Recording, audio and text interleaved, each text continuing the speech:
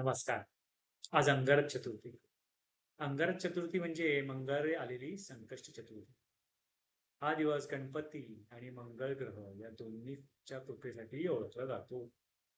श्रद्धेने केल्यास या व्रताचं फळ अनेक पटीनं वाढतं असं शास्त्र सांगतं. प्राचीन काळी अंगारक नावाचे एक ऋषी होते. ते गणपतीचे परमभक्त होते आणि त्यांचे संपूर्ण जीवन तप, साधना आणि भक्तीत व्यतीत होत होते. अंगारक ऋषी रोज गणपतीची उपासना करत. एकदा माघ महिन्यात मंगळवारी चतुर्थी तिथी आली. त्या दिवशी त्यांनी दिवसभर गणपतीचे ध्यान आणि जप आणि उपवास केले. गणपती त्यांच्या तपाने प्रसन्न झाले आणि विचारलं, ऋषीवर, तुम्हाला कोणतं वरदान हवं आहे?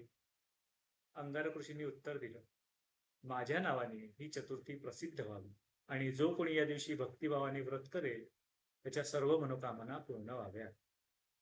गणपतीने ते वरदान दिलं आणि तेव्हापासून ही चतुर्थी अंगारक चतुर्थी म्हणून ओळखली जावी लागली. ज्योतिषशास्त्रानुसार मंगळ ग्रह व्यक्तीच्या धैर्य, ऊर्जा, संपत्ती, वैवाहिक जीवन, भावंडांशी संबंध तसेच जमीन जमल्याशी संबंधित व्यवहारांवर प्रभाव टाकतो.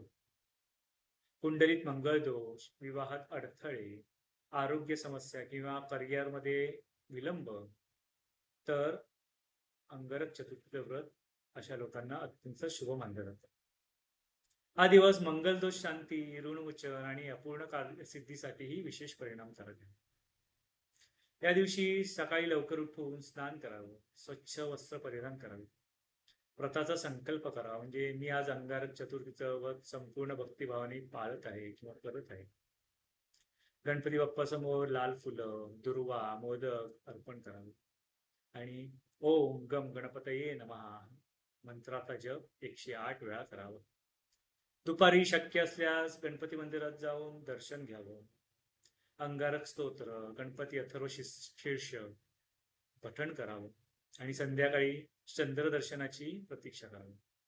चंद्राला अर्घ्य द्यावं, पाणी, दुर्वा आणि मोदक अर्पण करून प्रार्थना करावी. गणपती बाप्पाची मग आरती करून उपवास सोडावा. या व्रतामुळे अडथळे, कोर्ट कचेरी, कर्ज यांचे प्रश्न कमी होतात. वैवाहिक आयुष्यात सुखशांती वाढते, मानसिक आणि शारीरिक ऊर्जा वाढते, म्हणजे गणपती बाप्पाचे विशेष आशीर्वाद लाभतो. अंगारक चतुर्थीचं व्रत एकदा जरी केलं तरी हजारो संकष्टी चतुर्थींचं व्रत किंवा त्या व्रताचं पुण्य मिळतं. म्हणून या दिवशी संपूर्ण भक्तिभावाने गणपतीची आराधना करावी.